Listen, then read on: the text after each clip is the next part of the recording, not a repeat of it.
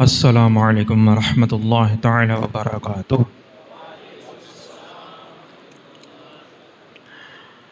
الحمد للہ رب العالمین والصلاة والسلام علی سید المرسلین، اما بعد فاعوذ باللہ من الشیطان الرجیم۔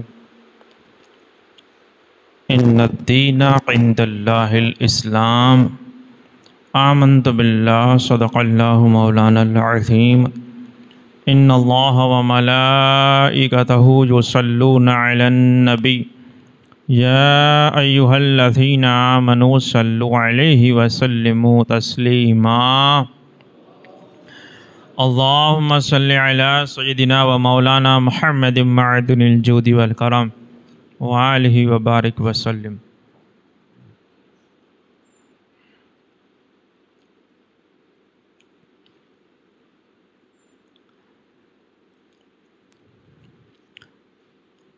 معزز سامعین کرام، ربیع الاول شریف عید میلاد النبی کے موقع پر ہم جمع ہوئے ہیں۔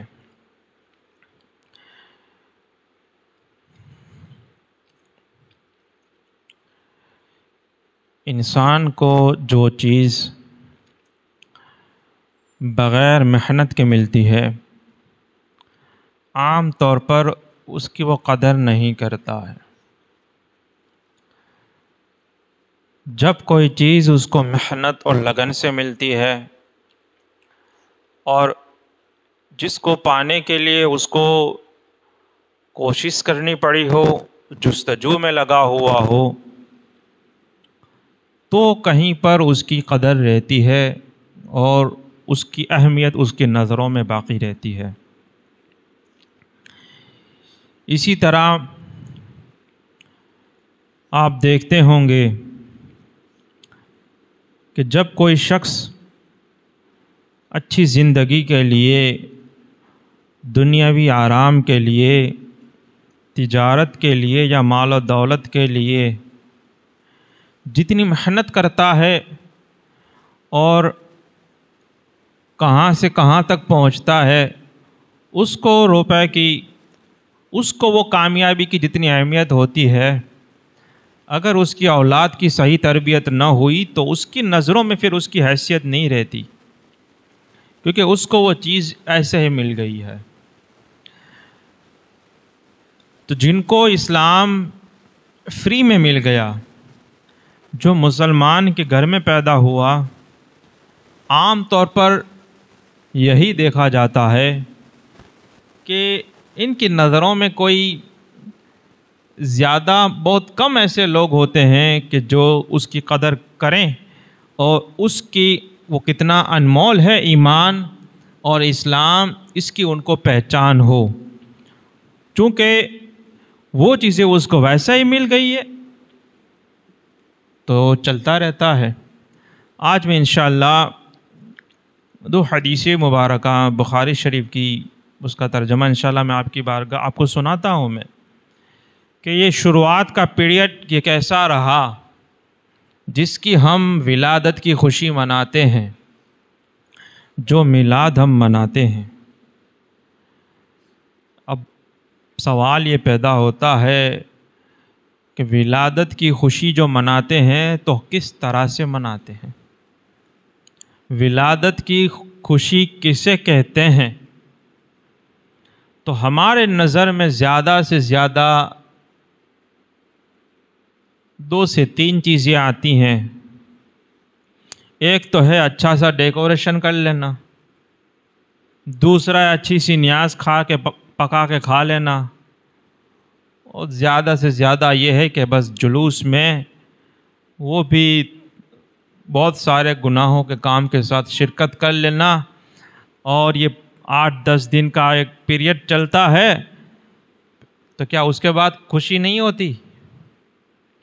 میلاد کہتے ہیں حضور کی پیدائش، اور جس کو نبی کریم صلی اللہ علیہ وسلم کی پیدائش کی خوشی ہو تو وہ کہتا ہے تیرے قدموں میں جو ہے غیر کا منہ کیا دیکھے، تیرے قدموں میں جو ہے غیر کا منہ کیا دیکھے، کون نظروں میں چرے دیکھ کے تلوا تیرا۔ پھر اس کو کوئی امپریس دنیا میں نہیں کر سکتا ہے۔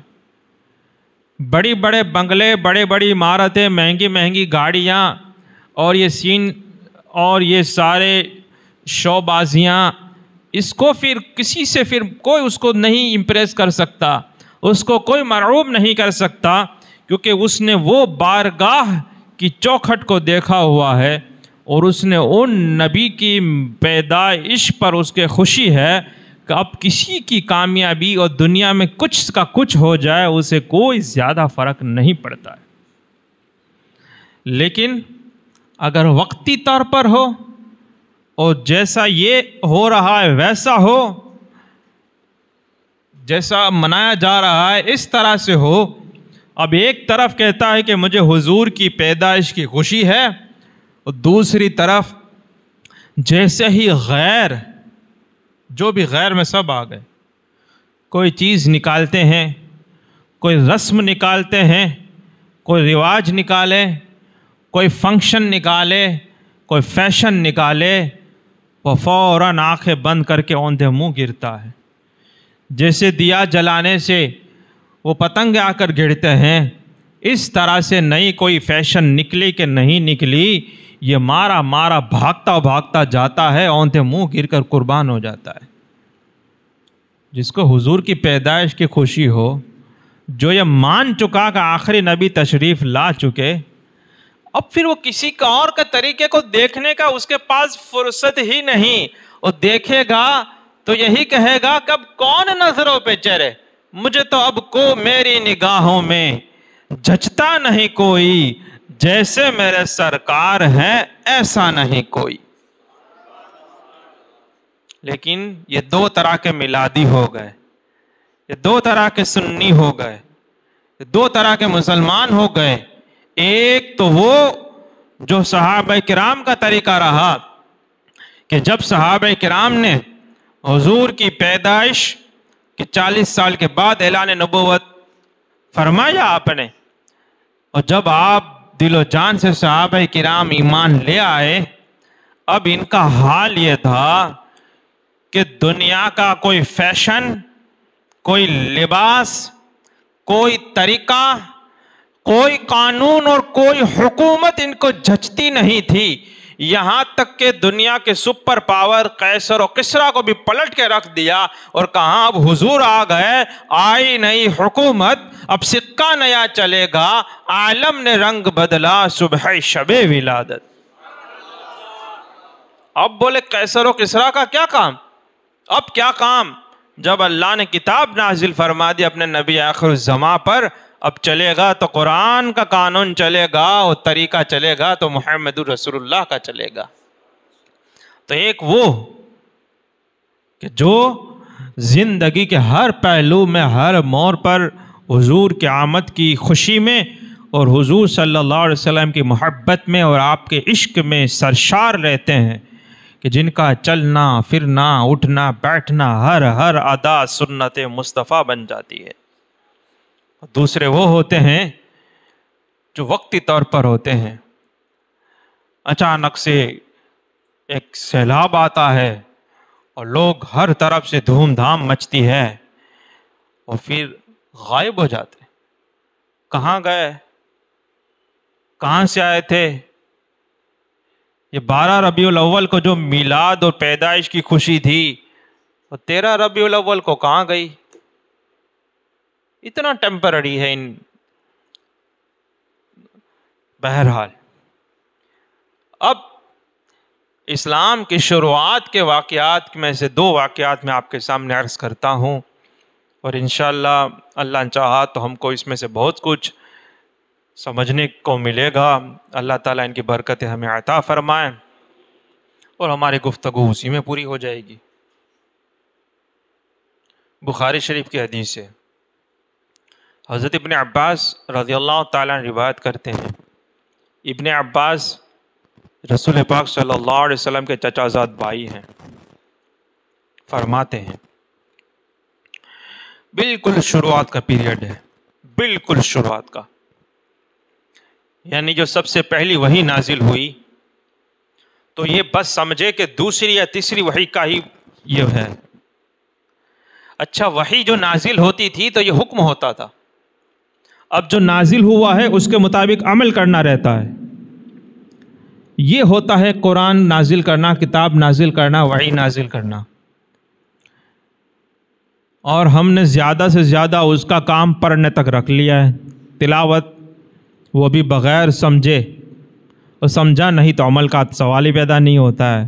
زیادہ سے زیادہ جس کو نیک سمجھا جاتا ہے اس کی بھی معراج یہ ہے کہ قرآن بس پڑھ لے، آگے بڑھتا ہی نہیں ہے۔ ستاروں کے آگے جہاں اور بھی ہیں، ابھی عشق کے امتحان اور بھی ہیں۔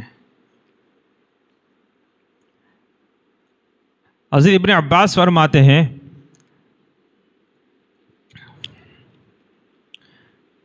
ابھی کوئی یوں سمجھیے کہ بہت ہی گنے چنے لوگ ہی ایمان لائے تھے، اور یہ بالکل سٹارٹنگ کی بات ہے۔ فرماتے ہیں کہ اللہ تعالیٰ نے آیت مبارکہ نازل فرمائی، رسول اللہ صلی اللہ علیہ وسلم پر ایک آیت نازل ہوئی، وَأَنذِرْ عَشِيرَتَكَ الْأَقْرَبِينَ، اپنے سب سے قریب والے رشتہ داروں کو ڈراؤ۔ یہ پوری آگے بھی آیتیں ہیں، یعنی جب تبلیغ کرنی ہو تو شروعات اپنے آپ سے اور اپنے گھر سے کی جاتی ہے، اپنے رشتہ داروں کو سے کی جاتی ہے۔ ہمارا حال یہ ہے کہ اپنے آپ کو چھوڑ دیتے ہیں، اپنے گھر والوں کو بھی چھوڑ دیتے ہیں، رشتہ داروں کو بھی چھوڑ دیتے ہیں، اور پھر پورے شہر کو سدھار نہیں کرتے ہیں۔ اب تبلیغ اور اسلام کا تو نے خبرت نت پڑتی، اسلام عام چھے نے سنت عام چھے۔ ارے اسلام گھر میں بھی ہے، وہاں پہ مسلمان ہی ہے نا، ان کو بھی کچھ سکھاؤ۔ جیسے لوگ رونا روتے ہیں، کوئی نماز نہیں پڑھتا ہے، کوئی نماز نہیں پڑھتا ہے، یعنی برا بھلا کہتے ہیں۔ اچھا، یہ آپس میں باتیں کر کے کیا فائدہ؟ اگر نماز نہیں پڑھتے ہیں تو محنت کرو، خود پڑھو، تمہیں دیکھ کر دو چار لوگ یوں ہی پڑھیں گے، کم سے کم تمہارے بچے پڑھیں گے، تمہارے گھر والوں پہ اثر پڑے گا۔ لیکن یہ خود کی بھی مارا ماری ہے، اور اگر پڑھ لی، مان لیجئے 2-4 دن اس نے نماز 5 وقت ہی پڑھ لی، اب اپنے آپ کو اتنا بڑا وہ نیک اور صالح سمجھنے لگتا ہے کہ پوری دنیا کو وہ سب لوگ اس کو دوسرے نظر آتے ہیں۔ اب پھر وہ کہتا ہے کہ کوئی پڑھ نہیں رہا ہے، کوئی پڑھ نہیں رہا ہے۔ کچھ دن دکھا نہیں، بولے کیا ہوا؟ بولے گھر پہ مہمان آئے ہوئے تھے، تو بولے نماز، بولے مہمانوں کے ساتھ 2 دن گئے۔ میں نے اب بتاؤ، مہمان جو آئے تھے، رشتہ دار کچھ آئے تھے، مسلمان ہی آئے تھے کہ کوئی وہ والے تھے، کچھ وہ لے کر کھڑے تھے کہ نماز کے لیے گیا تو کاٹ ڈالیں گے؟ بولے نا اپنے والے ہی تھے۔ تو میں نے بولا اب کیا ہوا؟ ہونا تو یہ چاہے کہ تو ابھی تک جو آ رہا تھا ان کو بھی ساتھ میں لاتا۔ یہاں پر یہ مسلمان تیرے رشتہ دار آئے، ان کی بھی وہ تو نہیں پڑھتے تھے، تیری بھی گئی۔ اب یہ حال بن گیا ہے، تو ہم باتیں زیادہ کرتے ہیں، اور اسلام باتوں کا مذہب ہے نہیں۔ حضور پر جو سٹارٹنگ میں آیتیں نازل ہو رہی ہیں، اسلام کی تبلیغ کرنی ہے، اور شروعات کہاں سے کرنی ہے؟ سب سے قریب والے رشتہ داروں سے۔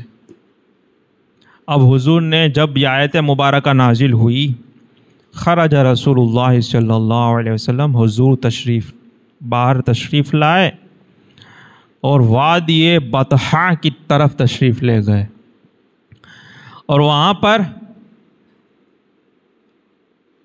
صعید صفا پہاڑی ہے، اس کے اوپر تک تشریف لے گئے، اور عرب کے رواج کے مطابق آپ نے بلند آواز سے پکارنا شروع کیا، یا صباحا یا صباحا۔ یہ اس رواج تھا، یعنی میری مدد کو آؤ، میری مدد کو آؤ۔ جب پکارتا لوگ سمجھتے کیا ہو گیا، اور بھاگتے بھاگتے وہ سب دوڑتے دوڑتے آتے۔ اب جب پہاڑ پر چڑھ کر یہ آواز لگانے لگے تو سارے لوگ بھاگتے بھاگتے قریب آنے لگے، قریب آنے لگے اور تھوڑی ہی دیر میں قریشی اور سب لوگ جمع ہو گئے. دوسری روایت میں انشاءاللہ وہ بھی کہ نام لے لے کر آپ نے پکارا. اب سب لوگ جب قریب آ گئے, اب دیکھو انداز دیکھو, تبلیغ کرنی ہے, اسلام پہنچانا ہے, اللہ کا حکم کی بات پہنچانی ہے. ابھی تک یہ لوگ جانتے نہیں تھے کہ یہ کیا ہوتا ہے. اب ایسوں کو منوانا ہے. اب کیا فرمانے لگے؟ حضور فرمانے لگے بتاؤ تو, اگر میں کہوں کہ اس پہاڑی کی جانب سے دشمن قافلہ لے کر آ رہا ہے, حملہ ور ہے, اور یہ تم پر حملہ کرے گا, تو کیا آپ لوگ میری اس بات کی تصدیق کریں گے؟ یعنی کہ میری بات کو سچ مانیں گے؟ تو یہ سارے لوگ کہنے لگے کہ ہم مانیں گے, کیونکہ ہم نے ابھی تک آپ کو کبھی جھوٹ بولتے سنا ہی نہیں ہے, آپ سے کبھی جھوٹ منسوب کیا گیا ہی نہیں ہے. ہم مان لیں گے کہ اگر یہ آپ اگر کہہ رہے ہیں کہ یہ حملہ کوئی کرنے آ رہا ہے پہاڑی کی اس طرف سے, تو میں ضرور ہم لوگ اس پر بات کی تصدیق کریں گے, ان بات کو سچا مانیں گے. تو اس سے ایک بات یہ سمجھ میں آئی کہ اپنی امپریشن بھی ایسی ہونی چاہیے کہ کوئی ہماری بات پہ بھروسہ بھی کرے. کام سارے 420 کے کرنے ہیں اور نکلا ہے اسلام پھیلانے, کون ایمان لائے گا اس پر؟ کون اس کی باتوں پر عمل کرے گا؟ لوگ یہی بولیں گے بھائی پہلے تو کر عمل, تو پہلے صحیح راستے پر آ. تو ہمارے ساتھ بھی یہی ہوتا ہے, ہم اپنا دامن دیکھتے نہیں, اور پھر جب کسی کو اچھی بات کرنے جاتے ہیں وہ سامنے والا پھٹاک کر کے دے جاتے ہیں. اب یہ آگ بگولا ہو جاتا ہے, کیونکہ غصہ آ جاتا ہے, کیونکہ تبلیغ کرنا ہے تو پھر اس کے بھی کچھ احکام ہوتے ہیں. غصہ آتا ہے تو وہ بھی کچھ علم ہوتا ہے کہ کیا کرنا ہے, یہ کچھ پتہ نہیں ہوتا. کوئی نے کہوا جو اج نتھی, آپ نے کوئی نے کہو اج نتھی, گیا کام سے. شیطان کو یہی چاہیے تھا کہ کوئی کسی کو نہ کہے تو میں اپنی باتیں کہتا رہوں. آج ہمارے زمانے میں یہ بھی تکلیف زیادہ ہے, بروں کی جو حکمرانی ہے اور جو برے لوگ غالب آتے ہیں, اس میں بروں کی برائی سے ایک زیادہ رول ان اچھوں کی خاموشی بھی ہے. جو سچے ہیں, اچھے ہیں, یہ چپ ہیں, وہ خاموش ہیں. کہیں پہ دیکھ رہے ہیں ہمارے سماج میں, ہمارے رشتہ داروں میں, ہمارے آس پاس میں, کہ ایک ظالم کسی حق والے پر, سچے آدمی پر ظلم کر رہا ہے, اس کا حق مار رہا ہے, تو لوگ سب جانتے ہیں کہ یہ صحیح ہے اور یہ غلط ہے, لیکن غلط کو کوئی غلط نہیں بول رہا, سچے کا کوئی ساتھ نہیں دے رہا. جس پہ پڑی وہ بھگتے. اس حال میں یہ ہو گیا کہ سارے لوگ, برے لوگوں نے منڈلی بنائی اور سب پہ قبضہ کر لیا. سمجھے بات کو؟ اب سنیں, تو یہ ہم جب کہنے نکلتے ہیں تو کیا ہوتا ہے, اور جب حضور نے ارشاد فرمایا تو کیا ہوا؟ لوگوں نے کہا کہ ہم نے آپ سے کبھی جھوٹ کو منسوب ہوتے دیکھا ہی نہیں, کبھی آپ نے جھوٹ بولا ہی نہیں ہے, ہم اس بات کو مان لیں گے کہ ہاں یہ بات سچ ہے, یہ ایسا ہو سکتا ہے, حملہ ہو سکتا ہے, یہ دشمن آ رہے ہیں. حضور نے فرمایا میں تم کو سخت ترین عذاب سے ڈرا رہا ہوں کہ تمہارے سامنے ایک عذاب شدید, دردناک اور شدید عذاب ہے, اس سے ڈریں. جب اتنا سننا تھا تو ابو لہب, حضور کا چچا, کہنے لگا کہ کیا تبًا لک اجمعتنا لہذا. آپ اس کا جملے جو تھے وہ تبًا لک, یعنی تمہاری ہلاکت ہو, کیا تم نے یہ سنانے کے لیے یہاں ہم سب کو جمع کیا ہے, ایسی باتیں کرنے کے لیے ہم سب کو یہاں سے نکالے, گھروں سے یہاں جمع کیا ہوا ہے؟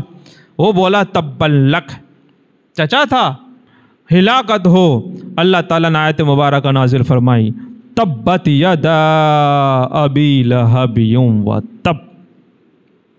اس نے حضور کے بولا کسے جا رہا ہے اور جواب کہاں سے آ رہا ہے اور کیسا جواب آ رہا ہے؟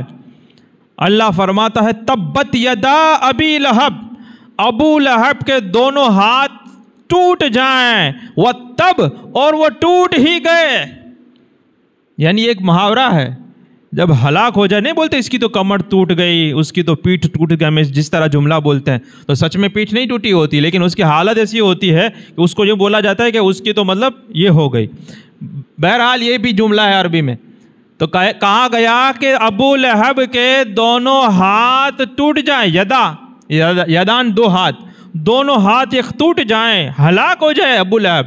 میرے محبوب کو ہلاک ہونے کی بات کر رہا ہے. وہ تب اور وہ ہلاک ہو ہی گیا. ما اغنى عنہ مالہ وما کسب، اور ابو لہب کو نہ اس کا مال کام آیا، نہ اس نے جو کمایا تھا وہ اس کو کام آیا. اور اس کے بعد آگے آتا ہے، کیا آتا ہے آگے؟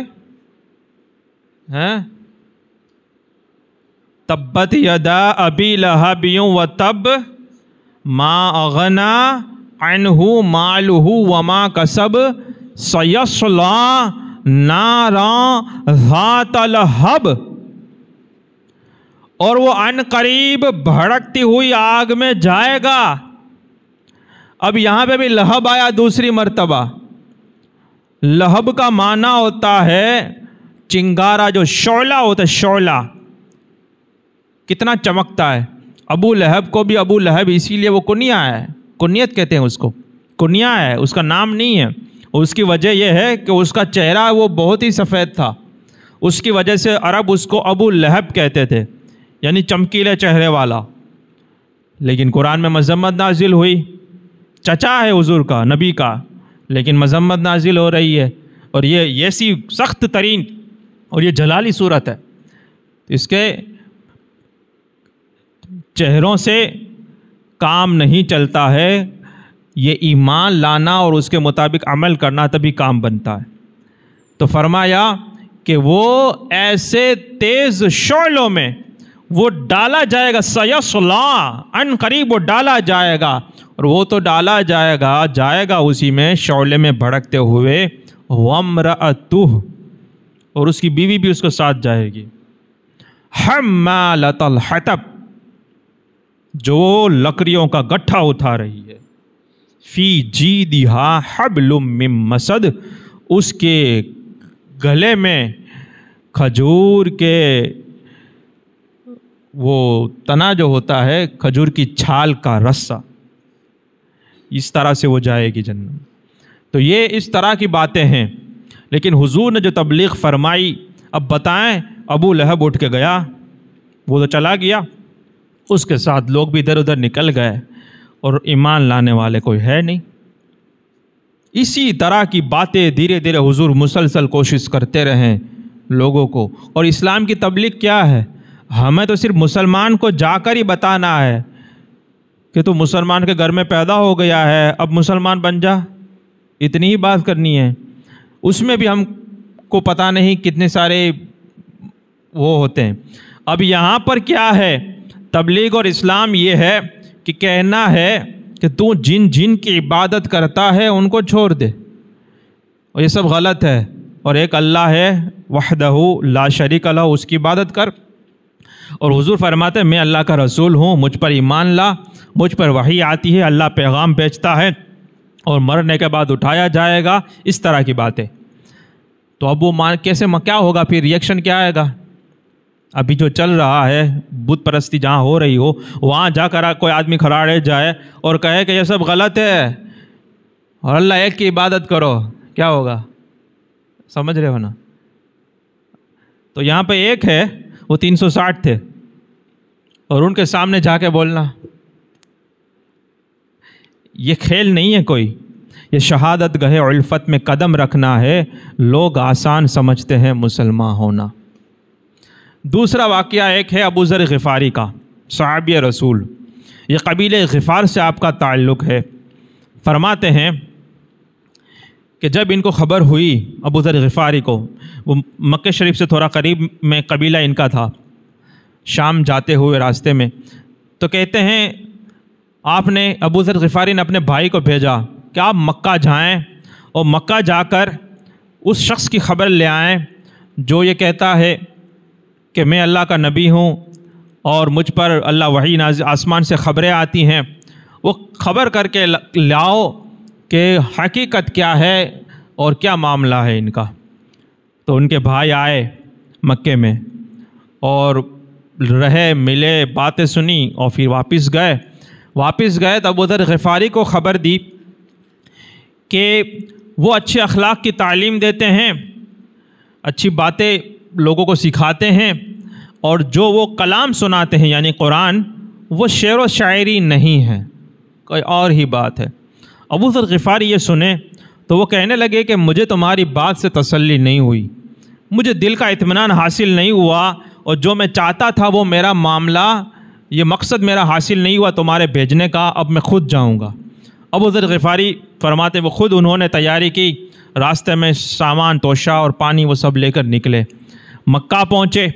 جب مکہ گئے، مسجد حرام کعبۃ اللہ شریف کے پاس جا کر آپ رہے۔ اب حضور کو پہچانتے تو تھے نہیں، نبی صلی اللہ علیہ وسلم کو پہچانتے تھے نہیں کہ یہ کون شخص ہے جو یہ کہتا ہے کہ میں نبی ہوں اور مجھ پر آسمان سے خبریں آتی ہیں۔ تو فرماتے ہیں اور کسی کو پوچھنا بھی مناسب نہیں لگا، کیونکہ لوگ ظاہر سی بات ہے سارا لوگ ویرودھ کر رہے تھے، سب اپوزیشن میں لگے ہوئے تھے اور دور دور تک خبر تھی۔ تبھی تو ایسی بات تھی کہ کوئی ہے کہتا ہے، مانتا ہے، گمان کرتا ہے، ایسی سب باتیں کر رہے تھے۔ ایمان تو ابھی تک لائے نہیں تھے زیادہ لوگ، کچھ گنے چنے لوگ ہی تھے۔ اب کسی کو پوچھا نہیں آپ نے۔ اب دیکھو اسلام کی اہمیت اور کتنی کوشش کرنی پڑتی ہے اور کس طرح سے یہ اسلام لوگوں تک پہنچا۔ ابو ذر غفاری مسجد حرام گئے اور کعبۃ اللہ شریف میں جا کر وہیں پر کچھ راتیں رکے، کچھ دن اور رات رکے رہے، اور اس جستجو میں کہ کبھی وہ نبی کریم تشریف لائیں اور میری ان سے ملاقات ہو اور میں جانوں کہ یہ کیا بتاتے ہیں اور کون سی تبلیغ فرماتے۔ کچھ راتیں گزر گئی لیکن ان کی نبی کریم صلی اللہ علیہ وسلم سے ملاقات نہیں ہوئی۔ ایک رات حضرت علی المرتضیٰ تشریف لائے مکہ شریف مسجد حرام میں۔ انہوں نے ان کو دیکھا کہ یہ رات کو سوئے ہوئے ہیں، تو دیکھا تو گمان کیا کوئی مسافر ہے۔ دوسری رات دیکھا تو وہاں سے دیکھا کہ پھر دوبارہ ابھی پورا دن وہ جستجو میں رہتے، اور ابو ذر غفاری صرف زمزم کا پانی پیا کرتے تھے اور تو کچھ تھا نہیں، اور کسی سے ملاقات کرنا اور بات کرنا، کیونکہ ان کو تو حقیقت جاننی تھی کہ حقیقت کیا ہے۔ پتہ نہیں کس سے ملوں اور کیا بات بیان کرے اور کیا معاملہ کہاں سے کہاں نکل جائے اور کیا خبریں دینے لگے مجھے۔ ان کو ڈائریکٹ حضور سے ملاقات کرنی تھی۔ زمزم کا پانی پورا دن پیتے رہتے۔ اب حضرت علی دوسرے دن جب ملاقات ہوئی رات کے وقت، کہاں آپ مسافر لگتے ہو؟ تو بولے ہاں۔ مولا علی نے فرمایا چلو میرے گھر، اپنے گھر لے گئے۔ اب جب گھر پہ گئے لیکن دونوں نے کسی سے کچھ بات نہیں کی، پوری رات نکل گئی۔ ابو ذر غفاری نے نہ ان سے کچھ بات کی، نہ حضرت علی نے ان سے کچھ بات کی، کیونکہ اجنبی کا معاملہ تھا، اور ابو ذر غفاری یہ راز کو راز رکھنا چاہتے تھے کہ پتہ نہیں چلنا چاہیے کہ میں کیوں آیا ہوں یہاں پر اور کس سے ملنا چاہتا ہوں، کیونکہ حضور کے بارے میں لوگ طرح طرح کی باتیں کرتے ہیں۔ رات نکلی، صبح کا وقت ہوا تو واپس مسجد حرام میں آ کر انتظار میں ابو ذر غفاری بیٹھ گئے کہ کب وہ تشریف لائیں اور میں دیکھوں، لیکن وہ بھی دن نکل گیا۔ جب رات کا وقت ہوا پھر حضرت علی کے وہاں سے گزر ہوا تو دیکھا کہ یہ شخص ابھی بھی وہیں ہے، تو کہنے لگے کہ لگتا ہے کہ یہ آدمی ابھی تک منزل تک نہیں پہنچا ہے۔ تو کہا ہاں، تو بولے چلے میرے گھر پہ لے گئے۔ پھر حضرت علی پوچھنے لگے ابو ذر غفاری سے، بھلا بتاؤ تو صحیح کہ آپ کس مقصد کے لیے یہاں پر آئے ہوئے ہو؟ اب ابو ذر غفاری کتنے دن ہو گئے، 2 دن تو یہ ہو گئے، اور اس سے پہلے کئی دن اور کئی راتیں تک مسجد حرام میں رہے ہوئے ہیں۔ ابو ذر غفاری نے کہا کہ میں آپ کو بتاؤں لیکن ایک شرط ہے کہ اس بات کو تم راز بنا کے رکھنا ہے، یہ بات کسی سے پھر ڈکلیئر نہیں کرنی، اور یہ بات راز ہی راز رہنی چاہیے، تبھی میں آپ سے کچھ بات کر سکتا ہوں اور آپ کو کچھ پوچھ سکتا ہوں۔ بولے ہاں ٹھیک ہے، آپ بتائیں میں وعدہ کرتا ہوں۔ اس زمانے میں یہ ہوتا تھا کہ جب کسی کو راز کی بات بتائی جائے یا اس طرح کے وعدے کیے جائے تو پھر آدمی وہ چھپا کے رکھتا تھا. آج یہ ہے کہ اگر کسی کو کہا جائے کہ یہ چھپا کے رکھنا ہے تو وہ غور سے سنتا ہے کہ ہاں اس میں تو بڑا مسالہ ملے گا میرے کو. پھر گیا کام سے. پھر جب رات کو بات کی صبح اٹھا تو اخبار میں آ جاتا ہے کہ اس کا یوں نہیں یوں تھا. تو یہ سب اچھی باتیں نہیں ہے, یہ مومن کا اخلاق نہیں ہے. بہرحال ابو ذر غفاری نے کہا کہ میں نے سنا ہے کہ یہاں پہ کوئی شخص ظاہر ہوا ہے, وہ کہہ رہا ہے کہ میں نبی ہوں اور مجھ پر وحی آتی ہے, آسمان سے خبریں آتی ہیں, تو میں ان سے ملنا چاہتا ہوں اور جاننا چاہتا ہوں کہ یہ ہے کون. اتنے دنوں سے میں ان کی جستجو میں ہوں, میری کبھی ملاقات نہیں ہوئی اور میں پہچانتا نہیں, اور کسی سے پوچھنا مناسب نہیں سمجھا تو میں چھپائے رہا. اور کیا آپ مجھے بتا سکتے ہیں اور کیا مجھے ان تک پہنچا سکتے ہیں؟ حضرت علی المرتضیٰ فرمانے لگے کہ تم کامیاب ہو گئے. انہ الحق انہ رسول اللہ, وہ سچے ہیں اور وہ اللہ کے رسول ہیں, اور میرے ساتھ چلنا, میں انہی کے پاس جانے والا ہوں. کل صبح ہم جائیں گے, اور جب جائیں گے ہم تو ساتھ میں جائیں گے, لیکن جب مجھے کوئی خطرہ محسوس, ایمان چھپا رہے تھے, جب کوئی خطرہ محسوس لگے گا تو میں جھک کر کچھ اس طرح سے کرنے لگوں گا کہ جیسے میں اپنے جوتے کا تسمہ سیدھا کر رہا ہوں. آپ سمجھ جانا کہ کوئی خطرہ ہے یہاں پر, تو آپ میرا انتظار مت کرنا, کھڑے مت رہنا, آگے نکل جانا, تاکہ کسی کو پتہ نہ چلے کہ یہ اجنبی ان کے ساتھ ہے. یعنی اس کو کہتے ہیں حکمت سے کام لینا. تو ہر جگہ پر ڈھنڈورا نہیں پیتا جاتا, اور جب ایسی بات ہو تو وہاں پر اس طرح سے باتیں کی جاتی ہیں کہ اصل میں کام ہو جائے, جب غلبہ حاصل ہو جائے تب کھل کے بات کرو ہر جگہ. اور پھر اسی طرح اشارہ کنارے میں اور اس طرح سے سائن رکھنا, کوڈ ورڈ رکھنا کہ اگر میں یوں کروں تو اس کا مطلب یوں سمجھ لینا, تاکہ بولنا نہ پڑے اور ہمارا معاملہ سلجھ جائے. حضرت ابو ذر غفاری کہتے ہیں ہاں ٹھیک ہے. حضرت علی کے ساتھ ساتھ چلنے لگے, اور جاتے جاتے یہاں تک کہ حضور صلی اللہ علیہ وسلم کے گھر مبارک میں داخل ہو گئے. میں رسول اللہ سے ملاقات کی اور کہا کہ اسلام کیا ہے یا رسول اللہ, مجھے بتائیں آپ کیا فرما رہے ہیں, کیا حکم ہے؟ کیونکہ وہ سچے ہیں اور اللہ کے رسول ہیں. وہ تو حضرت علی ہی نے ہی گواہی دے دی تھی, اب تو ان کا ایمان اور پختہ ہو گیا. اور پھر کتنے دن تک جستجو میں رہے, کتنے دن تک جستجو میں رہے, صرف ملنے کے لیے. ابھی رسول مانا نہیں ہے, ابھی نبی مانے نہیں ہے, جستجو میں رہے. اور ہمارا تو یہ حال ہے کہ سب مان کر بھی اگر کسی سے ملنے جانا ہے, ہم جانتے ہیں کوئی یہ بڑی ہستی ہے, بڑی شخصیت ہے, کوئی حضرت ہے, کوئی یوں ہے, کوئی یوں ہے, اگر ہمارے وقت پہ نہیں ملا 1-2 گھنٹہ ٹھیک ہے, باقی کہیں وہاں دھونے مکی دیو. یعنی ہمارا ساری چیزیں شرطیاں ہو گئی ہیں. ملاقات کے لیے آئے تھے, ملا تو ٹھیک, باقی کہیں اپنی تھوڑی ضرور ہے, کہیں وہاں اس طرح سے ہے. ابھی یہ تو ایمان بھی نہیں لائے, ابھی تو ان کو چیک کرنا ہے کہ یہ جو کیا کہتے ہیں, پھر دیکھیں گے کہ کتنی باتیں یہ صحیح ہو سکتی ہیں وغیرہ. جب کہا اسی وقت ابو ذر غفاری ایمان لے آئے اور اسلام میں داخل ہو گئے. حضور نے ارشاد فرمایا اکتم ھذا الامر, اب اس بات کو چھپائے رکھو اور یہاں پہ لوگوں کے سامنے کسی کو مت بتانا, اور اپنے واپس قبیلے میں چلے جاؤ, جہاں سے آئے تھے غفار, چلے جاؤ آپ وہاں پر, اور وہاں جا کر لوگوں کو بتاؤ, سمجھاؤ ان کو. جب ہمارا غلبہ ہو جائے, جب ہمارا غلبہ ہو جائے, اور جب اس طرح سے چھپ چھپانے کی بات نہ رہے, تب تم ہمارے پاس آنا اور ہم سے مل جانا. ابھی تم واپس چلے جاؤ غفار میں اور اپنے ایمان کو چھپا کے رکھو. اب ابو ذر غفاری تھے نا, وہ الگ ٹائپ کے تھے. وہ صحابہ کرام میں ان کا پورا نیچر اور ان کا جو تھا پورا وہ الگ ہی تھا. پھر کہ حضور نے ارشاد فرمایا کہ آسمان کے نیچے اس کے جیسا سچا بولنے والا کوئی نہیں ہے. اتنا وہ سچا بولتے تھے. اور فرمایا کہ اکیلا ہی آیا ہے, اکیلا ہی رہے گا, اکیلا ہی دنیا سے جائے گا اور قیامت کے دن میں اکیلا ہی آئے گا وہ، کیونکہ سچا اتنا بولتے تھے کہ کسی کو چھوڑتے نہیں تھے۔ پھر صحابہ کرام عثمان غنی کے زمانے میں یہ شام چلے گئے اور شام جا کر ایسی ایسی تقریریں شروع کی۔ ہاں، امیر معاویہ جب وہ گورنر تھے عثمان غنی کے زمانے میں، شام جا کر ایسی تقریریں اور ایسے بیان کرتے تھے کہ امیر معاویہ نے خط لکھا عثمان غنی کو کہ ان کو لے جاؤ ورنہ یہ ہماری گورنر ہی جائے گی، یہ اگر رہا زیادہ تو۔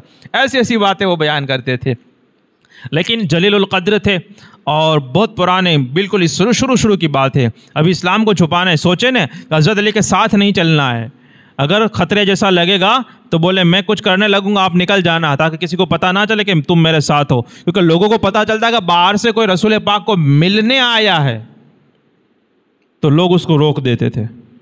یہ حال تھا، اس زمانے کی بات ہے۔ حضرت ابو ذر غفاری فوراً ایمان لائے، حضور نے فرمایا آپ قبیلے میں واپس چلے جاؤ، وہاں لوگوں کو بات سمجھاؤ، بتاؤ، اور یہاں پہ کسی کو مت بتانا، اور پھر جب ہمارا غالب ہو جائے، ہمیں جب غلبہ نصیب ہو جائے تب واپس آ جانا۔ اب ابو ذر غفاری نے کہا ہاں کہ اس کی قسم جس نے آپ کو حق کے ساتھ مبعوث کیا ہے، حق کے ساتھ بھیجا ہے، میں تو چلا کر سب کو بتا دوں گا، میں تو ان کی چھاتی پہ چڑھ کے بتاؤں گا۔ اب حضور نے اور کچھ نہیں فرمایا۔ اب یہ نکلے اور پہنچ گئے مسجد حرام، کعبہ شریف کے جو اتنے دنوں تک انتظار کرتے رہے، وہاں جا کے قریشیوں کو کہنے لگے اے قریشیوں سنو، جیسے ابھی بت والی بات ہوئی، ان کو کہنے لگے سنو، میں گواہی دیتا ہوں کہ یہ سب تو غلط ہے، میں گواہی دیتا ہوں کہ اللہ کے سوا کوئی عبادت کے لائق نہیں ہے، وہ اکیلا ہے، اور میں گواہی دیتا ہوں کہ جو محمد جو ابھی ظاہر ہوئے ہیں وہ اللہ کے بندے اور اللہ کے رسول ہیں۔ اب جب اتنا اشہد اللہ الہ الا اللہ واشہد ان محمد عبدہ ورسولہ کی صدائیں بلند کرنے لگے، اب قریشیوں کے کان چمکے، کفار قریش کے، وہ کھڑے ہونے لگے، بولے پکڑو اس کو، اس کی خبر لو، یہ کون آ گیا پھر؟ اور پھر آ کر ایسا ٹوٹ پڑے، اور پھر کیا ہونا ہے؟ کوئی ہار طور سے سواگت نہیں ہونا ہے، جو آج کوئی کرے گا تو جو ہوگا کل بھی وہی ہوتا تھا، بس فرق اتنا ہے کہ ان کا ایمان اتنا مضبوط اور مستحکم ہوتا تھا کہ وہ مصیبت برداشت کر لیتے تھے اور یہ کرتے تھے، اور ہمارا کام یہ ہے کہ ہم صرف ڈیکوریشن سے کام چلا رہے ہیں، سجاوٹ سے کام چلا رہے ہیں۔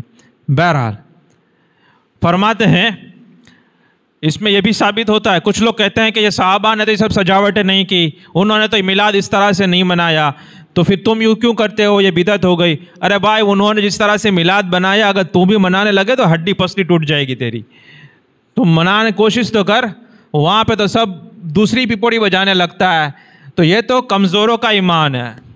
ہاں، یہ جو ہے یہ بیچارے کمزور ایمان والوں کا ہے کہ کم سے کم اتنا کر سکتے ہیں تو اتنا ہی کر لو، یہ والی بات ہے کہ کم سے کم اتنے سے ہی کام چلا لو اور یہ کر لو۔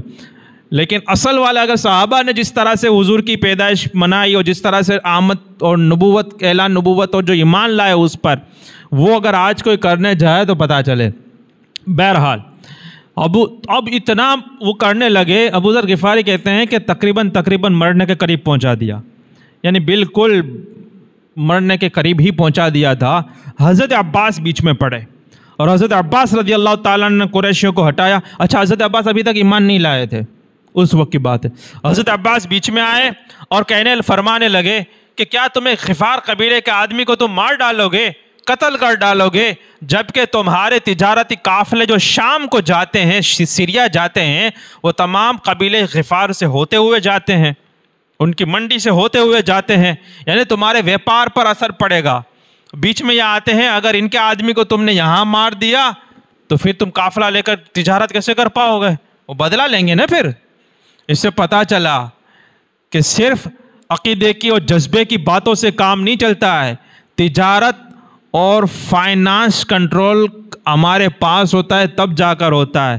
ابھی جگت جمعدار دیکھ نہیں رہے ہو، 25% ٹیرف، 50% ٹیرف، اور وشو گرو بیچارہ ہاں نیچی منڈی کر کے ہاں بولے جو ہاں نہ کہیں واندھو نہیں، نہ کہیں واندھو، اپنے جاپان آ رہے کر ہی لیسو نا ویپار، برٹن آ رہے کر لیسو۔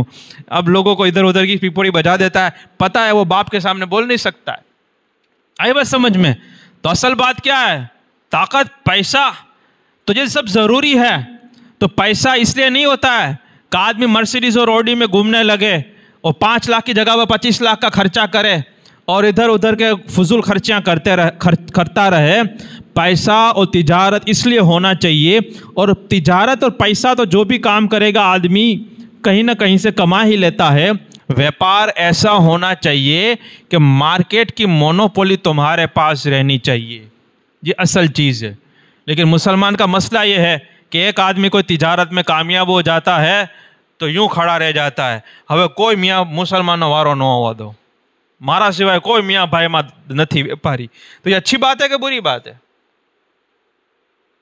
اپنے جیسے 60 سال کی جو ریٹائر کی عمر ہوتی ہے اس سے پہلے اپنی لائن کے کم سے کم 10 ویپاری چھوڑ کے جاؤ.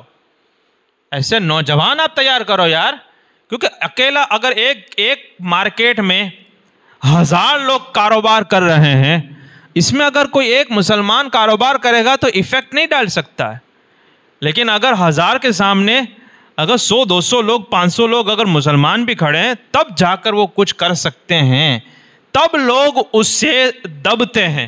یہاں پہ دیکھیں پورا مکہ ایمان نہیں لایا ہے. کفار قریش مرنے کے قریب ادھموا فرماتے ہیں کہ ادھموا تک تو پہنچا ہی دیا تھا، لیکن ابو ذر غفاری کو غفار قبیلے سے ابھی کاروبار نہیں، صرف چونکہ مکے سے جو قافلے جاتے تھے شام کی طرف نکلتے یہاں سے تھے. یمن میں جو چل رہا ہے وہ ہوتی ہے، وہاں پر شیعہ لوگ ہیں، یہ کیا کرتا ہے؟ امریکہ کے جہاز کو اڑا دیتا ہے. اب جس کو بھی نکلنا ہے وہاں سے جیسے ہی اس کی دریا میں سے نکلتے ہیں، یہاں بیٹھے بیٹھے میسائل چھوڑی، وہاں کروڑوں کا ختم کر دیا. اب یہاں بیٹھے بیٹھے یہ کر رہا ہے. تو یہ کیسے ہوتا ہے؟ کیونکہ وہاں سے قافلے نکل رہے ہیں نا. سویز کینال ہے ٹرکی میں سے جو استنبول سے نکل رہی ہے، تو جس کے پاس یہ ہوتی ہے وہ رق کی مانند ہوتا ہے، کیونکہ ایک چکر جو شارٹ کٹ ہوتا ہے، اگر وہ شارٹ کٹ میں جو کام آپ کا 100 روپے میں ہوتا ہے، اگر وہ گھوم کے جاؤ گے تو 10,000 روپے میں ہوگا. قیمت کہاں سے کہاں تک پہنچ جائیں گی. جب ایران میں ہوا تھا، ابھی لڑائی چل رہی تھی، ایئر اسپیس بند کر دیا، جہاز نہیں اڑیں گے، معاملہ بہت فوراً سیز فائر کرنا پڑا نا. یہ کچھ ایسے ہی کھیل نہیں ہوتے ہیں، بہت ساری چیزیں تمہارے مارکیٹ میں اندر میں ہوتی ہے. پھر تم شہادت کا جذبہ لے کے نکلو تو تم کامیاب ہوگے. آج مسلمان کے پاس کچھ بھی نہیں، اور پھر وہ لڑنے کے لیے نکلے گا تو کیا ہوگا؟ پٹاپٹ آئے گا، بلڈوزر بتائے پر پھر بھی دیو، اب کہتا ظلم دے گیا. تو پہلے کچھ اس کا پلاننگ بھی تو کرو اور حکمت سیکھو. رسول اللہ صلی اللہ علیہ وسلم ابو ذر غفاری کو کیا صلاح دی کہ ابھی آپ کو یہاں پر ایمان نہیں بتانا ہے، اپنے قبیلے میں جاؤ، آپ کے قبیلے والے آپ کی بات سنیں گے، ان کو آہستہ آہستہ سمجھاؤ کہ یہ اس طرح سے ہیں، مکہ میں یہ ہے، صحیح ہے، اور یہ سب باتیں کرتے رہو. پھر جب ہمیں غلبہ حاصل ہو جائے، جب ایمان ظاہر کرنے سے کوئی خطرہ محسوس نہ ہو، تب ظاہر کرنا. لیکن ابو ذر غفاری پہلے سے ہی ایسے تھے. تو آپ نے اس طرح کی بات کی اور یہ سب چیزیں ہوئی. حضرت عباس نے آخر میں ان کو بچایا اور کہا کہ یہ ایک آدمی کو تم قتل کرو گے، اور تمہارے جو تجارتی قافلے، مکہ میں اور کوئی کاروبار تھا نہیں، کھیتی ہوتی نہیں تھی، تو یہ شام آتے تھے، وہاں سے مال، یہاں سے مال وہاں بیچتے، وہاں کا مال یہاں بیچتے، اس طرح سے ان کا کاروبار چلتا تھا. اور بولے غفار ہو کے گزرتا ہے. اب یہ لوگوں کو مارو گے تو وہ تو طاق میں بیٹھیں گے، جیسے ہی گزرے تمہارے ایک آدمی کو مار دے گا. تو یہ سن کر انہوں نے چھوڑ دیا. پھر تو یہ ہیں ابو ذر غفاری رضی اللہ تعالیٰ عنہ. اور کتنی قربانیاں دینی پڑی، اور کتنے وقت کے بعد پھر چلے گئے تھے. اب یہ واقعہ پورے پھر دوسرا پھر آ جاتا ہے. اس لیے میں یہاں تک بات آپ کو سناتا ہوں کہ یہ اسلام جو ہم کو جیسے ہی ہم ماں کی گود میں آئے اور ہمیں اللہ اور لا الہ الا اللہ سنایا گیا تو اس کی قدر کریں اور اپنے گھروں میں اسلام بچا رہے، ایسی کوشش میں لگے رہیں. ورنہ آپ نے کھلا چھوڑ دیا، ہاتھ میں موبائل تھما دیا، بچے کھیل رہے ہیں، کود رہے ہیں، کہاں گیا تھا، کیا کیا کچھ پتہ نہیں. اسکول میں جاتا ہے، فیس بھر رہے ہیں، بس اتنا پتہ ہے، اور اسکول میں کیا سکھایا جاتا ہے. ابھی جو چل رہا ہے، جو آپ باہر دیکھ رہے ہو، اور وہاں پہ لعنت بھیج کے نکل جاتے ہو، لیکن آپ کا خود کا بیٹا اور بیٹی صبح صبح اسکول میں اسی کو پوجا کر کے آیا ہے، اسی کو وندن کر کے آیا ہے، اسی کی پرسادی وہ کھا رہا ہے، آپ کو کچھ پتہ نہیں. آپ زیادہ سے زیادہ ہاں بس یہ ساری چیزیں ہیں. اور پھر اس پر بھی اس کو اتنا ناز ہوتا ہے کہ میرا بیٹا کبھی کچھ نہ ہو، کہیں نہ کرے۔ تو سمپل سی مثال ہے، اپنے بیٹے کو اگر اتنا ہی ناز ہے، آگ میں پھینک کے دیکھے جلتا ہے کہ نہیں جلتا ہے، کچھ نہ کچھ تو انگلی تو ضرور جلے گی۔ تو یہ سب آگ ہے، کفر ہے، سخت ترین بدترین آگ ہے، اس میں اگر جہاں ڈالو گے تو کچھ نہ کچھ تو جلنا ہی جلنا ہے۔ سب سے پہلے ایمان جلے گا، اخلاق جلے گا، بہت کچھ جلا کے رکھ دے گا۔ تو اللہ تعالیٰ مجھے اور آپ کو ایمان کی فکر کرنے کی توفیق عطا فرمائے۔ ہمارے بچوں کو صرف پیدا کرنا اور کچھ کھلانا پلانے سے کام نہیں چلے گا، یہ سب تو باہر کا ہے۔ یہاں پہ پیسہ زیادہ آ گئے، اچھے لباس زیادہ پہنا دیے، پہلے 2 جوڑی کپڑے دیتے تھے، اب 4 جوڑی دینے لگے، لیکن یہاں دل کے لیے بھی کچھ کیا کہ نہیں کیا؟ آپ دیکھتے نہیں ہو جب آدمی قبر میں جاتا ہے تو ساتھ میں کیا لے کر جاتا ہے؟ قبر میں کیا لے کے جانے والا ہے؟